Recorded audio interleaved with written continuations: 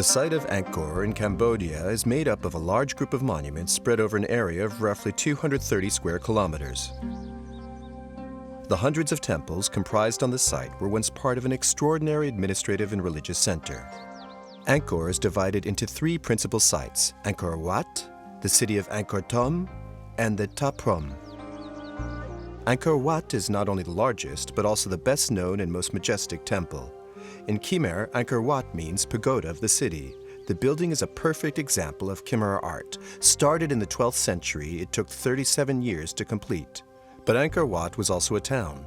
Built as the capital of the Khmer Empire, it centered around the state temple dedicated primarily to Vishnu, the supreme deity of Hinduism, who is represented by the central tower. Everything in this temple is symbolic. It's decorated with a wealth of sculpted bas-reliefs depicting many different war scenes. The Khmer decorative style is characterized by images of gods, men, and animals. There's a very strong sense of iconography.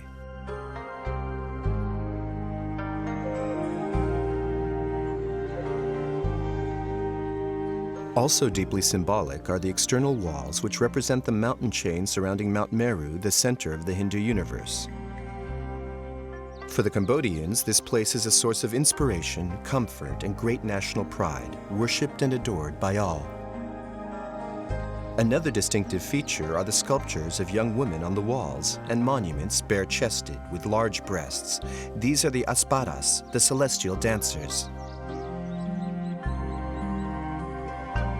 When faced with such marvels, one can't help but think of the words of one of the first Western visitors to the temple. A Portuguese monk arriving on the site in 1586 declared, "The temple is such an extraordinary construction that it's impossible to describe it on paper. It is so different to any other building in the world. It has towers, decorations, and all of the refinements that human genius might conceive of." The whole area has been listed as a UNESCO World Heritage Site since 1992.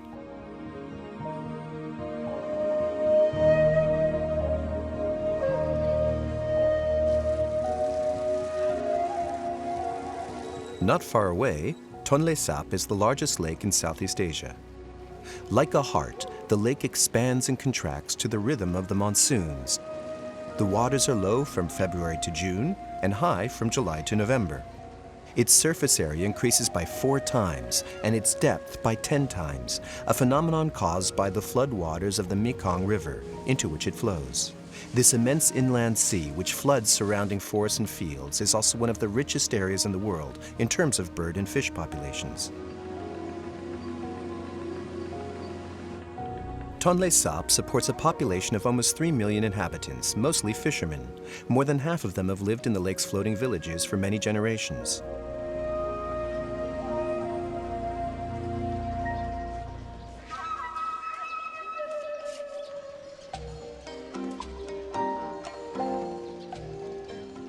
In the village, the majority of the population is made up of fishermen and peasants.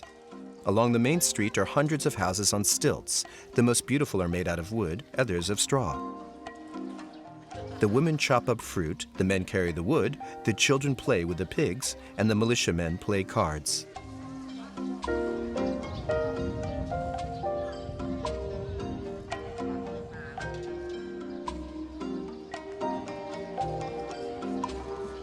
Agriculture is still the country's primary economic sector, and a large percentage of the population continues to live in severe poverty. Cambodia's economy is still largely dependent on international aid.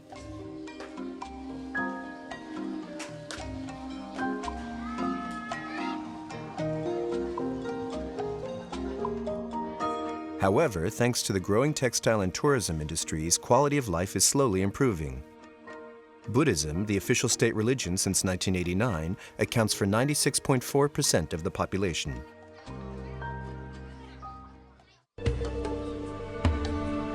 The third most famous monument of Angkor is the Thom Temple. It means ancestor of Brahma. At one time, there was a monastery here, surrounded by a huge town. But in this case, all that is left is ruins. In fact, in the early 20th century, archaeologists from the École Française d'Extrême-Orient, French School of the Far East, campaigned for the site to be left as it was, so that visitors might get an idea of what the site looked like when it was first discovered by 19th century explorers. Nonetheless, a great deal of work had to be done to make the site suitable for visitors and control the tree growth.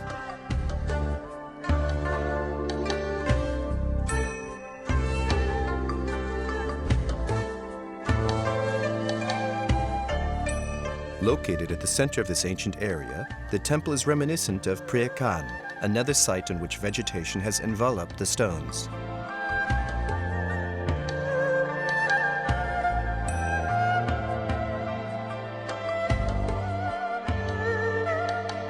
Leaving just a glimpse of former glories.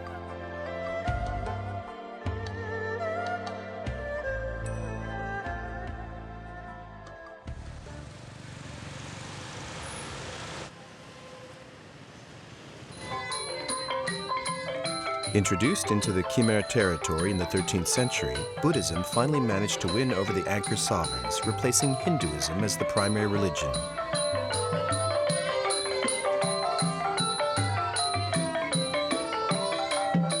But the Khmers also preserved their animist roots. Their universe is still full of genies and good and evil spirits. This animist foundation, combined with Buddhism and Hinduism, explains the mystic attitude of the Khmers towards the harmony of the cosmos. Most believers hope that their prayers and offerings will ensure them a future life free from suffering. They are good at adapting to obstacles and are resigned to their fate. The Cambodians are a people steeped in spirituality.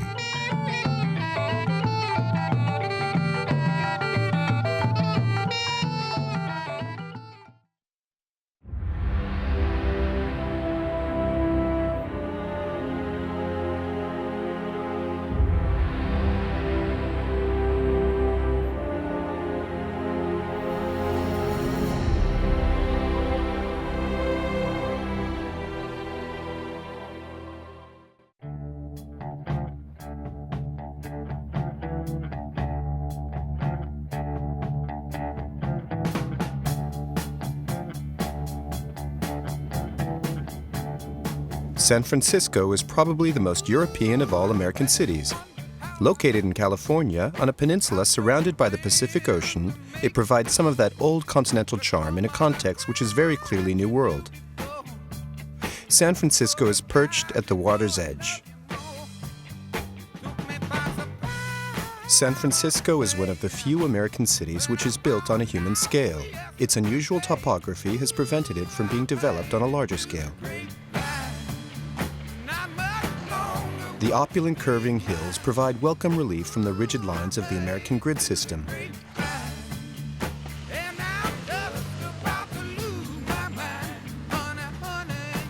Built on a range of more than 40 hills, the street grid is forced to mold itself to the undulating terrain of the city. The colorful houses of the old town have a bohemian feel to them, true to the relaxed lifestyle of this western city.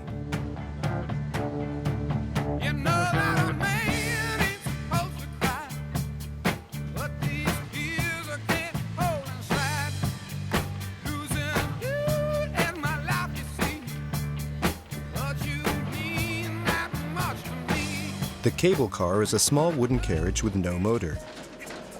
It first appeared in San Francisco in 1873, designed by the English engineer Vallée. A network of 8 lines once serviced an area of 180 kilometers. Only 3 lines, each of about 17 kilometers, are still in use today. The cable to which the carriages are attached runs between the tracks, and it hauls them up San Francisco's incredibly steep hills, sometimes at a slope of more than 20%.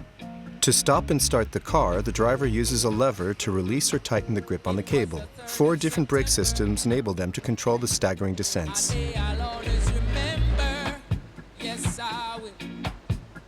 After a quick glance at the famous prison of Alcatraz, we have arrived in Chinatown.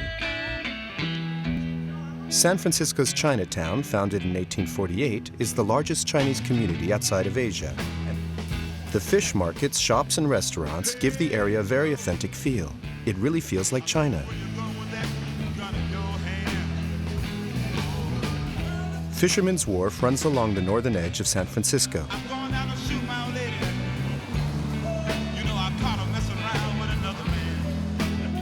Very popular with visitors, this area is famous for its many museums, including the Maritime Park for the ferries which shuttle passengers back and forth to the island of Alcatraz, and also for its seafood stalls. The local specialties are Dungeness crabs and bread bowls of clam chowder.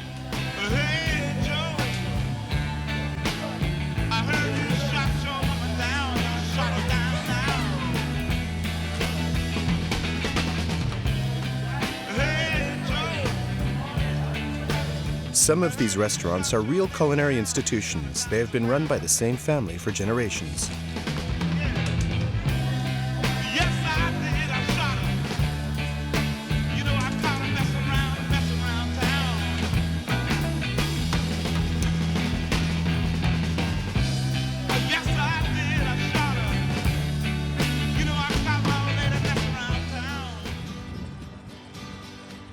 The Golden Gate Bridge is the famous suspension bridge which spans the Golden Gate, the passage out to the Pacific Ocean. It connects San Francisco to the Northern Bay Area and on to Sausalito.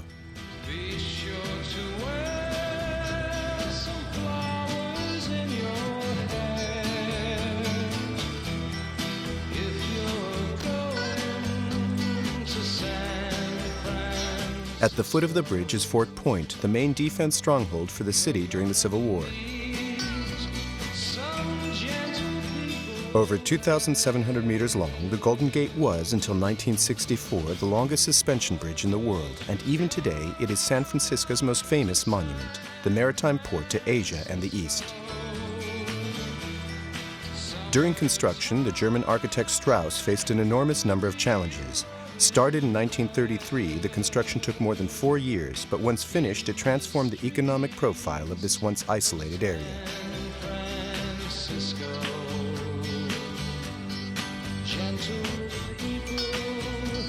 The Golden Gate Bridge is immediately recognizable for its international orange color, for its elegant curves, often shrouded by the mist, and for the form of its two towers, each measuring over 230 meters. With 1,280 meters distance between the north and south towers, the Golden Gate Bridge was for many years the longest suspension bridge in the world.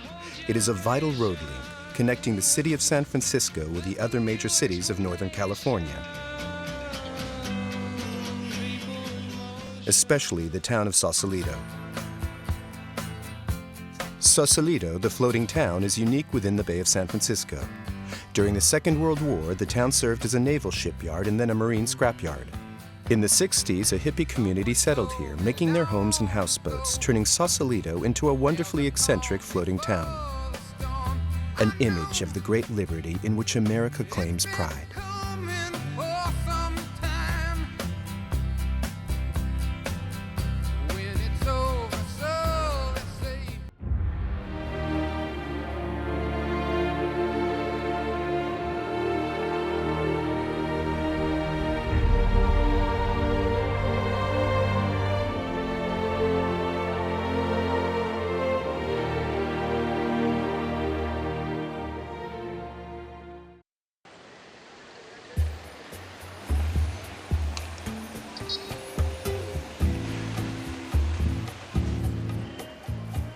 Salvador is the capital city of the state of Bahia in northeastern Brazil. It was also the national capital until the political center was moved to Rio in 1763. Since then, Salvador has been idling under the warm tropical sun. However, since the 1990s, the classification of the city as a UNESCO World Heritage Site and the re-emergence of Brazil as an international power has given the city a new lease of life. Salvador also has a reputation for being safer than southern cities such as Rio and São Paulo. Founded by Thom de Souza in 1549, the colony became the seat of the Portuguese government, as well as being an important center for both the sugarcane industry and the infamous slave trade. The majority of the population of Salvador are of African origin, hence its nickname, the Black Pearl of Brazil. Beside the historical center, Praça Thom de Souza, the Jesuits constructed a magnificent church, considered to be the most impressive 17th century church in Brazil. Even the facade of the church was constructed with local Portuguese stone. Inside, the church has beautiful sculpted wooden ceilings and a magnificent Mannerist and Baroque style altar. Awash with iconography and symbolism, the church is decorated on all sides with gold, intricate marquetry, and bright paintings. Nothing was too precious to devote to the God of the Catholics.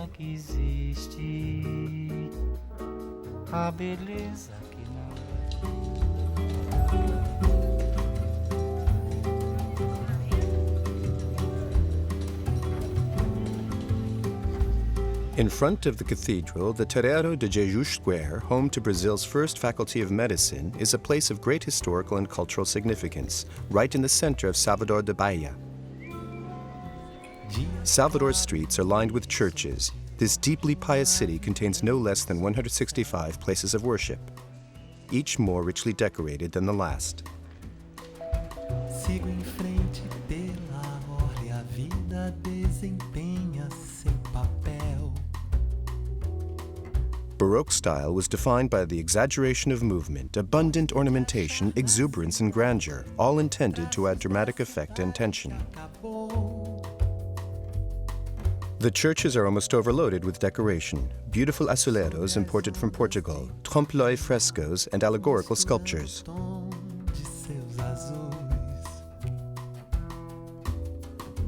Bear in mind that the Portuguese presence in Brazil was a missionary one.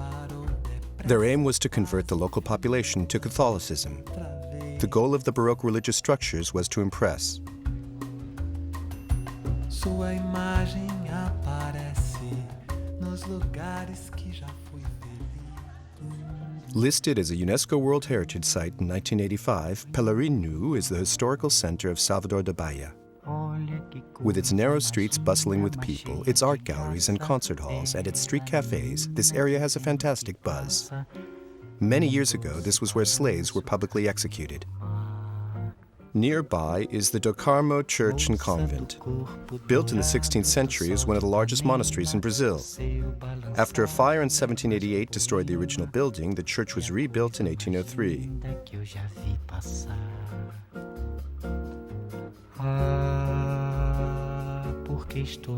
The Jewel de Igreja da Ordem Terceira de do Carmo is a cedar wood statue of Christ's death dating from 1730. His dripping blood is portrayed with 2,000 rubies. The statue is made by the slave Francisco Javier da Chagas. It is carried out on display annually as part of the Easter Monday procession. It is easy to become attached to San Antonio, also found in the upper town, but a far cry from the hectic bustle of Pelourinho. It's a residential area with polychrome houses in bright colors, often decorated with intricate stucco work. The sugar barons and wealthy commerce and slave traders lived in this area.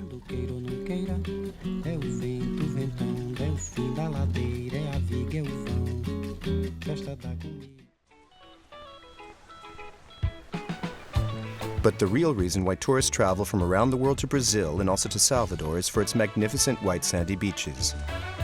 Thousands dream of diving into the clear blue ocean in Pituba, Armaçao, or Itapoa, or of drinking a cheap caipirinha, watching the sunset over the Bay of Saints.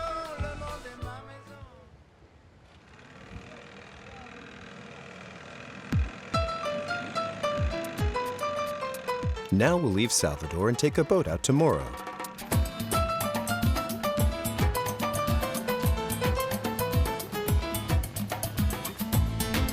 Morro de São Paulo is a hill on the island of Tinhare, 2 hours by boat to the south of Salvador de Bahia. During the colonial era, it served as a hideout for pirates and privateers. There are no cars here, just a few wheelbarrows for carrying luggage. The restaurants are aimed at the backpacker trade, so the general atmosphere is pretty laid back. We take a trip along the 4 main beaches. Each one has its own individual identity. The Primeira Praia, first beach, is where you'll find the restaurants and shops.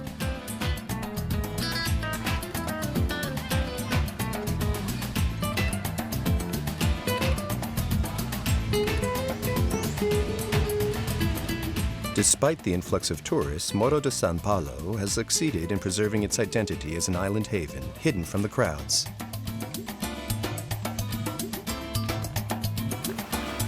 The sand is hot enough to burn your feet. The water's so clear you can almost make out the coral underneath.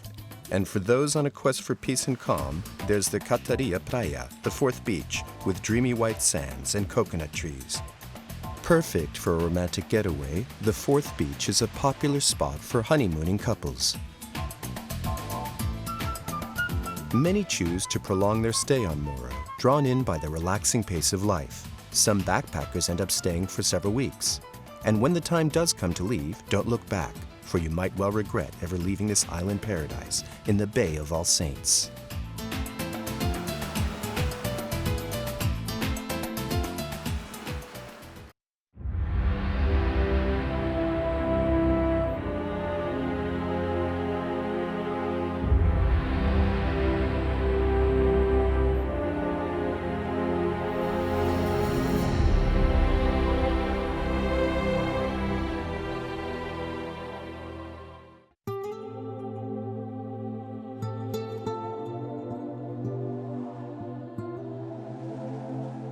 Rising from the sands like a heavenly vessel, one cannot help but be drawn in by the spiritual dimension of Mont Saint-Michel. Located on the border between Normandy and Brittany, the granite islet of Mont Saint-Michel rises up to 92 meters above sea level. It was at the request of the Archangel Michael, he who fought against evil, that the Bishop of Avranches, Aubert, built and consecrated the first church on this isolated spot in 709. In 966, on the instruction of the Duke of Normandy, a community of Benedictine monks settled on the rock. The pre-Roman church was built before the year 1000. With time, the mount developed into one of the most popular pilgrim destinations of the medieval Christian church. 12 monks still live in the monastery today. Now, the second most popular tourist destination in France after Paris, Mont Saint-Michel is world famous, not only for its historic and architectural value, but also as a place of great spiritual and symbolic resonance. Many traces remain from the age-old custom of pilgrimage, such as the Auberge de la Mère Poulard. Its famous omelette has become the city's gastronomic emblem. The recipe was created by Mother Poulard. She realized that by the time the pilgrims arrived at the abbey, they were generally famished. She needed to create an easy dish that she could whip up at any hour. More like a soufflé than a traditional omelette, the yolk and the egg white are beaten separately, sometimes with a little crème fraîche. It's cooked over a hot flame. Any pilgrim, be he rich or poor, could pull up a pew and enjoy the simple pleasure of a hot meal after a long journey.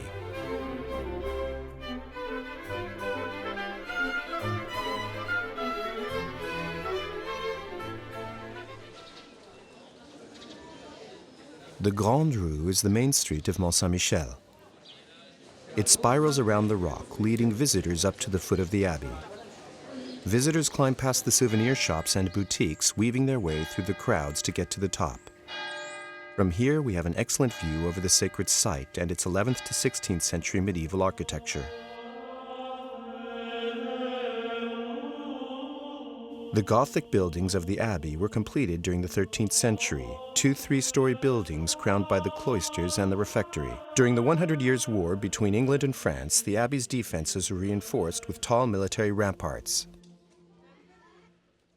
Having been used as a prison during the 1789 French Revolution and the Napoleonic Empire, the town surrounding the abbey is one of few towns in France whose medieval fortifications are intact to this day.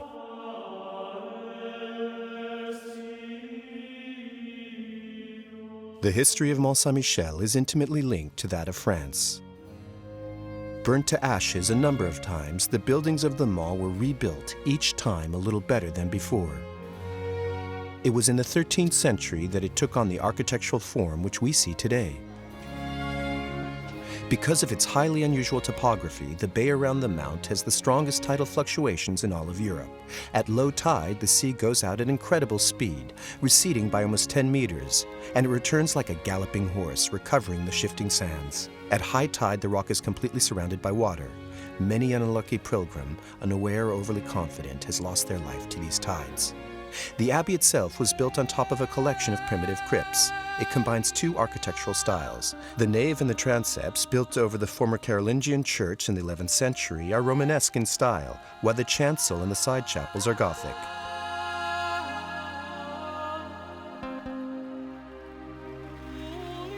The statue of the Archangel Saint Michael, protector of the Mount, stands at the top of the abbey at a height of 170 meters above sea level. Every year, almost 3 million visitors flock to admire the statue, which is entirely covered in gold leaf. The chancel, a masterpiece of Gothic art, was built to replace the Roman chancel which had collapsed in 1421. It took more than 70 years to build this chancel. Started in 1446, it was still under construction in 1521. The design of the chancel combines weightlessness and light to lift people's minds and spirits to the heavens. The monks of the monastic fraternities of Jerusalem lead Mass in the Abbey every day. Unusually, the cloister is not at the center of the monastery, and neither does it connect to all the other areas of the monasteries, as is so often the case. Its function is purely spiritual. It provides a place of meditation for the monks. The cast stone enabled them to carve intricate decorative details.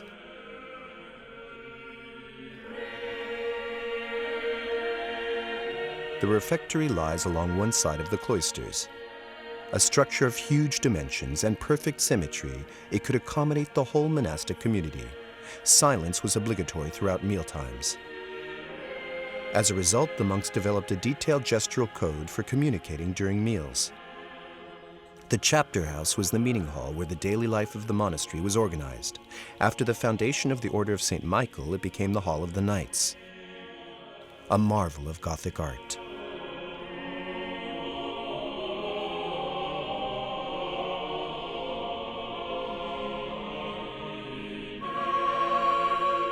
Another marvel, but this time of civil genius, was this. After the collapse of the Roman chancel in 1421, they needed to construct the crypt of St. Martin before the new Gothic chancel could be built. The so-called Crypt of the Great Pillars serves as a foundation for the Abbey Church. The 10 pillars, of which 8 are a full 5 meters in circumference, are impressive as much for their density as their diameter.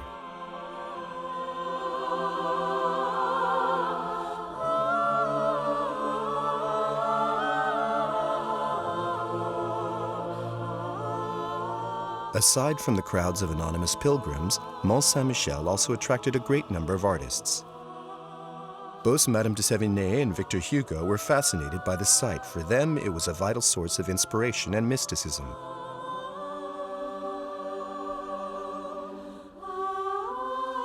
Many artists and romantic painters traveled to the Mount to capture its unique beauty, mystery, and charm. Guy de Maupassant wrote, "The steep abbey, rising there, far from the land, like a fantastical manor, it appears as a dream palace, unbelievably strange and beautiful."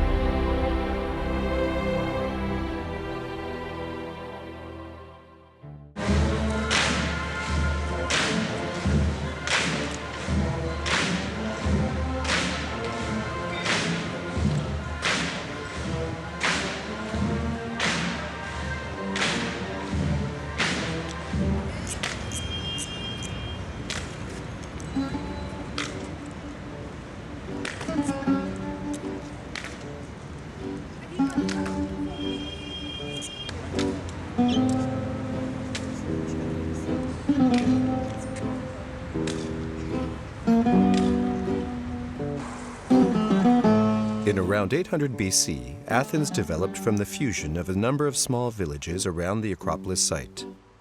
Today it is the capital of Greece, a member country of the European Union with a population of 750,000. Syntagma Square is the most populous square in central Athens. Here we find the tomb of the unknown Greek soldier and parliament, and also a mass of shops, a reminder that thanks to its history, much of Athens' revenue comes from tourism. During the 1st century BC, Athens was one of the dominant cities of ancient Greece and indeed of the Western world. At its peak, under the reign of Pericles, it was the dominating political, financial, military, and cultural power.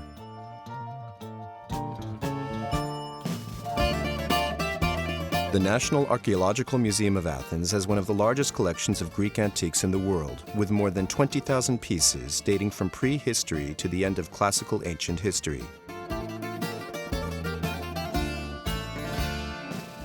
Mount Lycabettus has one of the most stunning views over Athens. It stands above the city at a height of 277 meters, and at its summit is the magnificent chapel of St. George. Plaka, the old town of Athens, spreads out around the foot of the Acropolis, a maze of tiny streets where tourists can spend their time wandering through the multitude of restaurants and souvenir shops.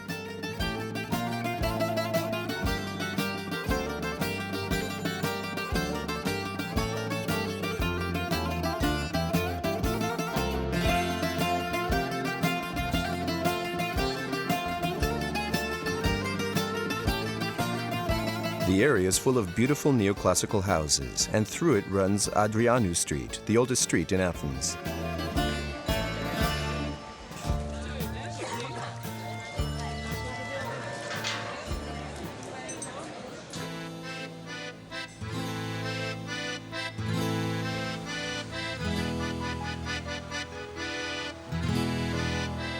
A little further, though still at the foot of the Acropolis, is the Olympieion, the temple of Olympian Zeus. Its construction was started in the 6th century BC and completed by Hadrian in 131 AD. The initiators of the project set out to build the greatest temple in the world, but of this 108-meter-long Corinthian temple, only 15 columns are still standing today, each 27 meters high. To the west of the Acropolis, overlooking the Agora area, is the hill of Pnyx. The word agora referred to a gathering place, the city market. But not only was it a lively, fragrant market, this is also where the political and religious buildings of the city stood, the great democratic institutions. Nearby is the Temple of Hephaestus. Much like the Parthenon, the temple dates from the 5th century BC, and it is the best conserved ancient monument in Athens. In ancient times, the Stoa of Attalos housed roughly 40 shops. This is an exact copy of the ancient commercial center, which was recreated in the 1950s and is now the site of the Agora Museum of Athens. The Theater of Dionysius stands at the foot of the Acropolis. Considered to be the birthplace of ancient Greek theater and tragedy, this was where the famous classic tragedies of Aeschylus, Sophocles, and Euripides were first performed. Close by, built into the slopes of the Acropolis, is the Odeon of Herodotus Atticus. The theater can seat 5,000 people on the original 2nd century BC tiered seating and is now used for the annual Athens Festival of Music and Theater.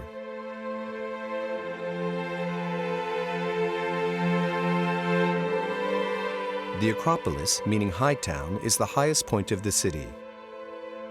It is one of the great monuments of humanity and undoubtedly the most beautiful architectural ensemble remaining from the height of Greek civilization. This collection of 12 monuments testify to the city's former power. The only access to the citadel is by way of a tortuously steep slope on the western side called the Panathenaic Way. After the ancient stronghold was burned by the Persians in 480 BC, Pericles decided to build the Parthenon along with the other temples on the site. This was the golden era of ancient Greece. Battered by wars and the wear of time, since the 19th century the site has been undergoing intensive excavation and restoration.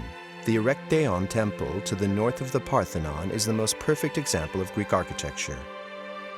Built subsequently to the Parthenon, it's dedicated to Athena and Poseidon Erechtheus.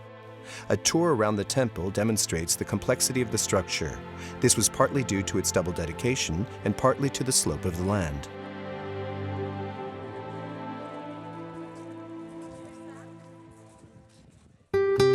Supremely majestic, the Parthenon was constructed between 447 and 432 BC.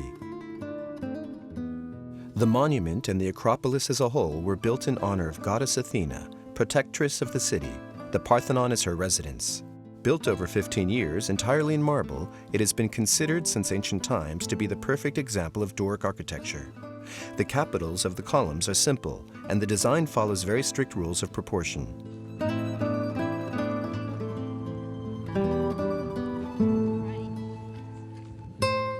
Pericles, governor of ancient Greece at the time, saw this masterpiece as a status symbol, manifesting to the world the power and values of the city of Athens. That's why he employed highly talented craftsmen and provided the most precious materials for the construction.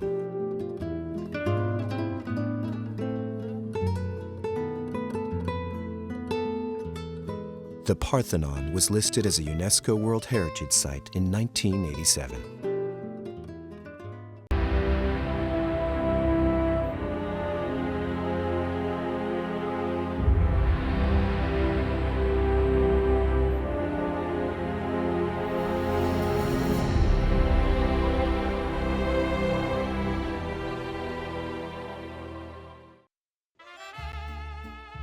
Mérida, with its population of just over 1 million people, is the capital of the state of Yucatan in Mexico.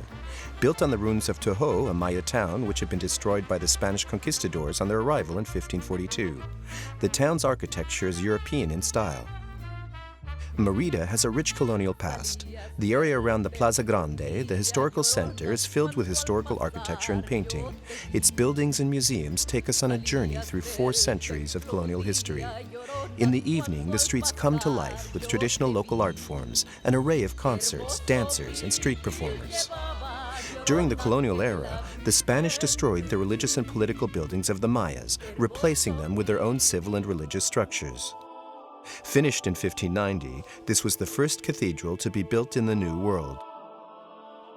It was built with stones from an ancient Maya pyramid, which once stood in the site of the present-day municipal palace.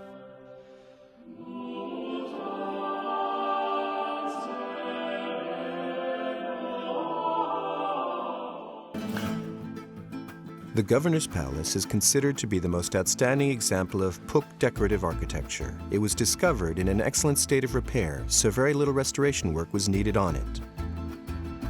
It was built in 1890 on top of an immense triple terrace. The symmetry created by the dimensions and positioning of the doors serves to highlight the exuberance of the paintings which cover the top 2/3 of the palace.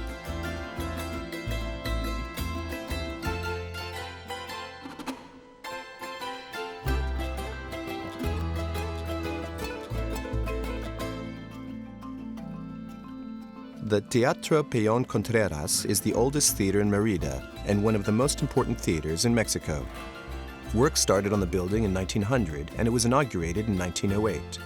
Built in French neoclassical style, the main hall contains a monumental staircase made entirely out of Carrara marble. First a theater, then a cinema, it is now the Yucatan Cultural Center.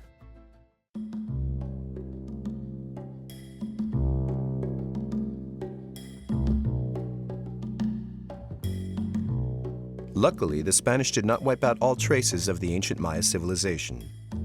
Less than 80 kilometers to the south of Mérida, Uxmal, an ancient Maya city from the classical period, is the second most visited site in Yucatan after Chichen Itza. Its development, climax, and decline took place over a brief period during the 9th and 10th centuries. Ruled by a string of competent governors and stimulated by an alliance with Chichen Itza, Uxmal maintained a strong political and economic status for more than 150 years. The stones were cut and placed with such precision that there was no need for the use of plaster.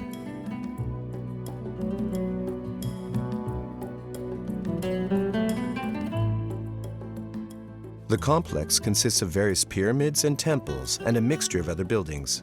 This is a typical model of Puk architecture and decoration, in that the decoration is added directly onto the basic structure of the building.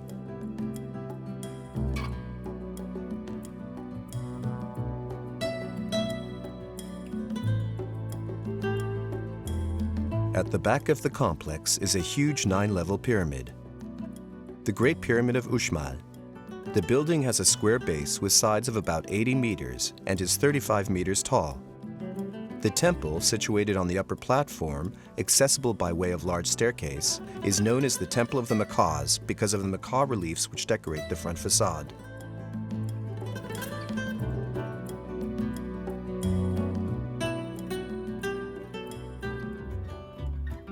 The level of road traffic in Izamal is still relatively low, and the paved roads with their original street lights give the place an old-fashioned provincial feel. In Yucatan, Izamal is often referred to as the Yellow Town because of the enormous convent at the town center, which is covered in a browny yellow paint, along with many of the colonial houses in the immediate area. The Franciscan monastery of San Antonio de Padua was completed in 1561. The convent was an important academic center in the 16th century, providing a school for the local Indians, as well as a seminary for Spanish monks. Even today, Izamal continues to be a place of pilgrimage within the Yucatan region. The small town of Valladolid has preserved its colonial style, built by the Spanish over the ruins of the Mayan city of Zachi. One shouldn't be fooled by the town's calm provincial appearance. Valladolid is known as the Ciudad Heroica. From the start of the conquest right up to the early 20th century, the town witnessed a series of bloody clashes between the colonizers and the indigenous people. The church, which sits on the central square, has a beautiful sculpted exterior, but the interior is rather more austere.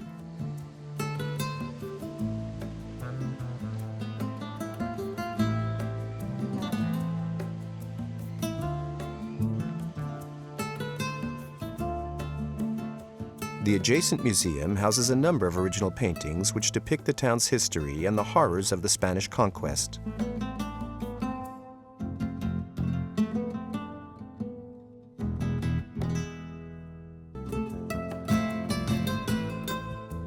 Wandering on through the colorful streets of Valladolid, we come to the church of San Bernardino de Siena and the old Alcisal convent.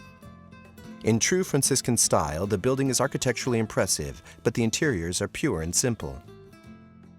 These are the oldest buildings in Yucatan since the arrival of the Spanish.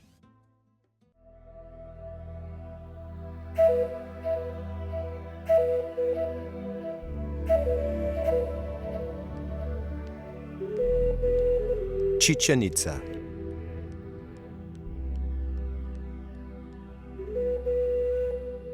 Today, the site of Chichen Itza consists of a collection of terraces, temples, and wonderful mystical pyramids.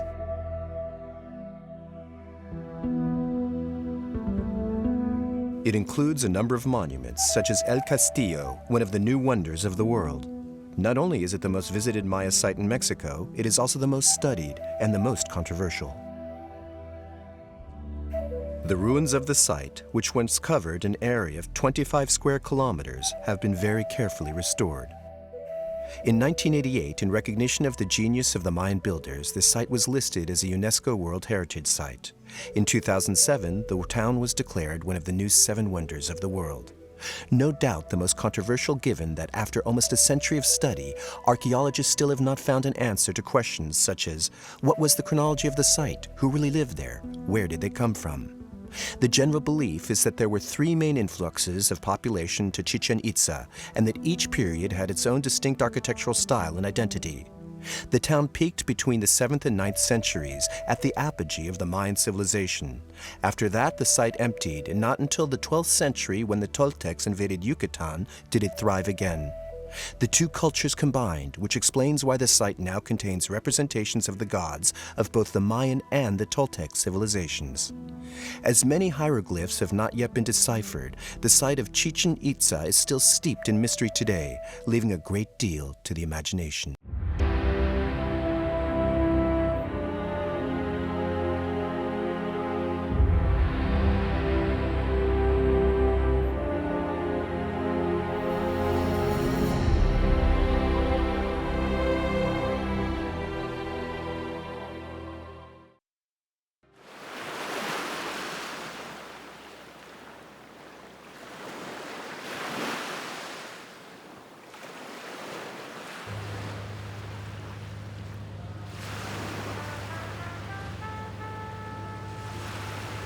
In the Indian Ocean, not far from the African coast and the equator, lie the Seychelles Islands. A key port on the ancient Silk Route, these islands were a refuge for traders and pirates alike before developing into a dream holiday spot. With idyllic beaches, lush vegetation, and unique flora and fauna, many consider the 115 islands of the archipelago to be a small slice of heaven on earth. Almost half the territory has been classified into conservation zones. Local government has a strong commitment to preservation, and their work is facilitated by the country's geographical isolation. A population of less than 100,000, mostly young and of mixed race, live on the most accessible islands of the archipelago.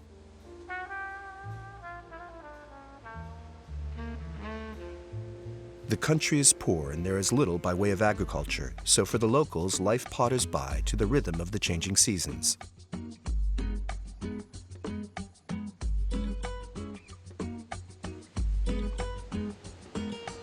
The economic activity centers around tourism and fishing.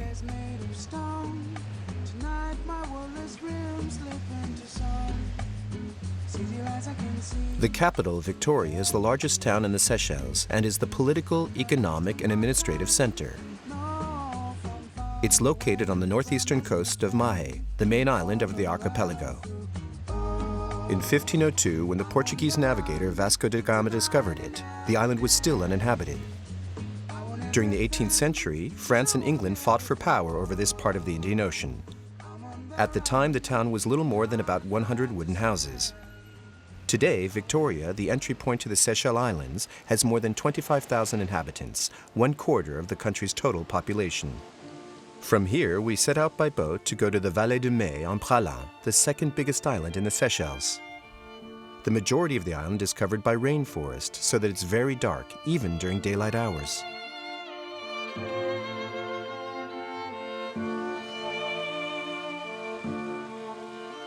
The Vallée de Mai is covered by a massive canopy of leaves. Its floor is a tangle of roots, creepers, moss, leaves, and rocks, and the only sounds are the birds and the streams.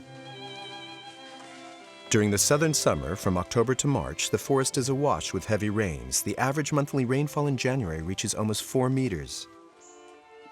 The monsoon breezes from the northwest bring a heavy, humid heat. This is when the flora of the forest really blossoms. The valley was set aside as a nature reserve in the 1960s. The fauna and flora coexist in perfect harmony. You can find the famous sea coconuts, vanilla plants, and some of the rarest bird species in the world.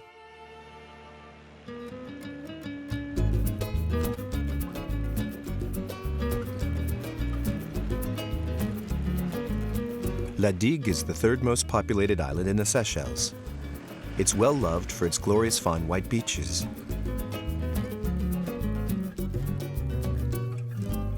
People get around mostly on foot, on bicycle, or in ox carts. Verde, verde de esperança, mais verde que tristeza, desverde mar de lágrimas. Only 6 kilometers from Praslin, this granite island is well known as a haven of calm. Verde, verde de mansão, mais verde que milho verde, verde, verde, Mayan. The island has a number of sites open to visitors, such as the copra oil factory, where copra oil is extracted from dried coconuts, and further inland, the incredible Chateau Saint-Cloud.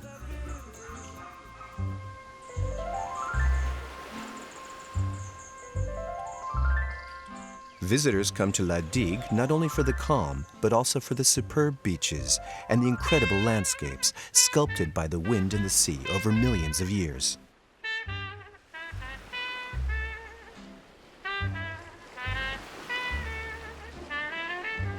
Anse d'Argent is undoubtedly Praslin's most famous beach, and it rates among the most beautiful in the world. Granite rocks, white sand, turquoise waters, a real picture postcard. If people come from far and wide to visit the Seychelles, it's partly thanks to this one cove. Anse d'Argent is the showcase of the islands, captured in 1 million photographs. The 1976 erotic film Goodbye Emmanuel was also filmed here. A few minutes bike ride away, Grand Anse is the Seychelles' prime surf spot. A great spot for a family picnic or simply a day out to recharge the batteries.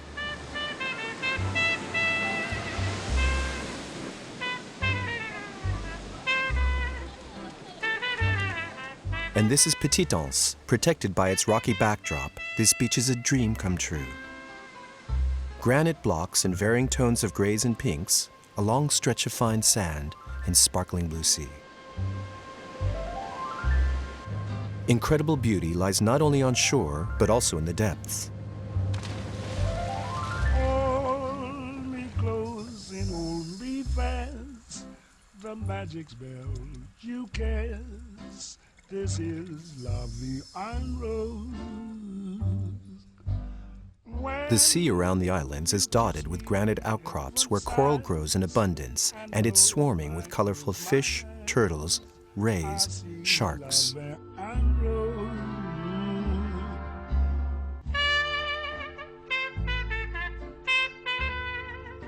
Four marine reserves have been established around Mahé and Praslin to preserve the plant and animal life of the Seychelles coral reefs.